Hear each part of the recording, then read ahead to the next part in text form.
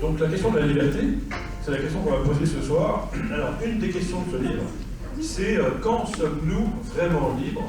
On a reformulé un peu bizarrement ce soir. Pouvons-nous prouver que nous sommes libres? Bonsoir Charles Pépin. Bonsoir. Vous avez enseigné la philosophie au lycée 25 ans. Vous avez écrit un roman, La Joie, des BD, plusieurs essais, dont Les Vertus de l'échec, La confiance en soi, La rencontre, Vivre avec son passé et dernièrement Où trouver la force. On vous écoute aussi en podcast et en direct à la radio, comme cet été sur France Inter. Vous animez l'émission Sous le soleil de Platon que j'ai personnellement adoré. Ce soir, vous êtes l'invité de l'association Les Philophiles pour une conférence à Valence sur le thème « Pouvons-nous vraiment prouver que nous sommes libres ?» Pourquoi avoir choisi cette question? Et pouvez-vous nous apporter quelques éléments de réponse à nos téléspectateurs? Bien sûr, avec plaisir. Alors, cette question de la liberté, c'est parce que c'est une des questions de mon dernier livre, Où trouver la force, et autres questions existentielles.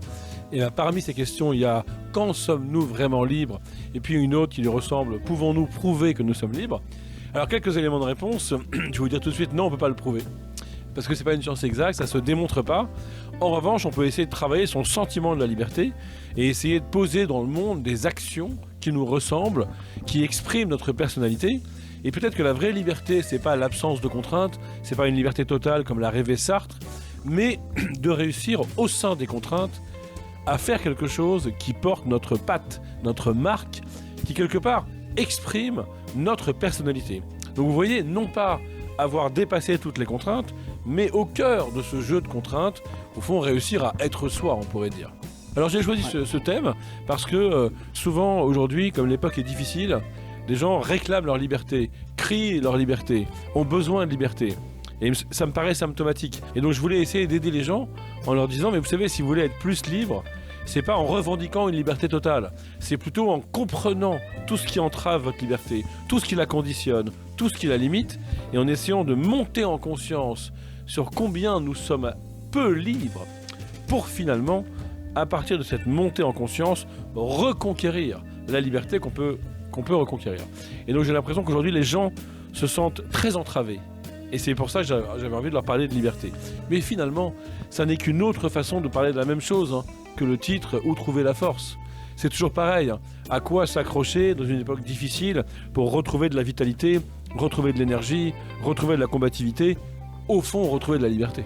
Et justement, donc, pour rebondir sur ce que vous disiez, donc, le thème de vos ouvrages est souvent traité sous le prisme de la santé et du bien-être. Ouais, c'est vrai. Alors, est-ce que la philosophie peut soigner les maux de l'âme? Ouais. C'est une bonne question. La philosophie est une médecine de l'âme. Les philosophes antiques, les Grecs, les stoïciens, les épicuriens, ils avaient cette ambition d'apporter des bienfaits, une manière de vivre qui fasse du bien. Maintenant, attention, on a aujourd'hui des très gros progrès en psychothérapie, en psychanalyse, en neurosciences, en psychiatrie. Il ne faut pas que la philosophie prenne la place, évidemment, d'autres choses. Donc, il faut se méfier de l'idée que la philosophie soigne. Simplement, elle peut faire du bien et elle peut apporter des choses.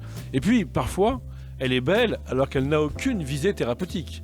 Elle est belle comme spéculation intellectuelle, elle est belle comme investigation sur la vérité, et dans ce cas-là, il n'y a pas d'horizon de bien-être. Et ça existe aussi, et j'aime bien aussi cette philosophie-là. D'ailleurs, il y a certaines questions du livre qui sont moins existentielles, qui sont plus métaphysiques. Pourquoi y a-t-il quelque chose plutôt que rien? C'est pas une question qui va nous faire du bien. Quoique, un petit peu quand même. Alors à celles et ceux justement qui ne voient pas d'utilité à la philosophie dans la société actuelle, qui n'ont jamais lu de classique de la philosophie, qu'est-ce que vous leur diriez là, pour leur faire changer d'avis? Je leur dirais de lire mon livre, car c'est des chapitres courts, chaque chapitre fait 2-3 pages maximum, donc c'est une bonne entrée en matière. Je leur dirais aussi qu'on a besoin de philosophie aujourd'hui. Vous savez, il y a beaucoup de crispations identitaires, beaucoup de polémiques, beaucoup de clashs sur les réseaux sociaux, et la philosophie nous apprend à écouter les autres, et à argumenter sans jouer tout le temps toute son identité.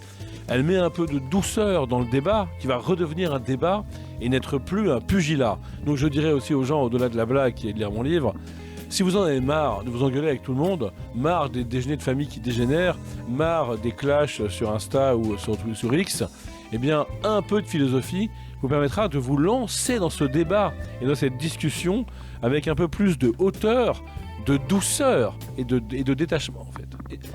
Et de détachement. Pour revenir rapidement sur votre actualité, Je suis en train de préparer un nouveau livre, et puis j'ai aussi écrit une pièce de théâtre pour Thierry Lhermitte, qui sera jouée à Paris en décembre. la rencontre, c'est ça? Ouais, c'est ça, Ouais. qui est adapté de mon essai, mais que j'ai adapté pour le théâtre. Et donc voilà, et puis je reprends l'émission que vous avez citée pour Noël aussi. Sous le Ah, soleil bien. de Platon, il y aura 2 semaines à Noël d'émission. Bah, merci Charles Pépin. Merci à vous, merci beaucoup. Non, c'est vrai, mais proche du bon. Il y a un mauvais qui dit clairement que tu as tout pouvoir, que au fond de toi,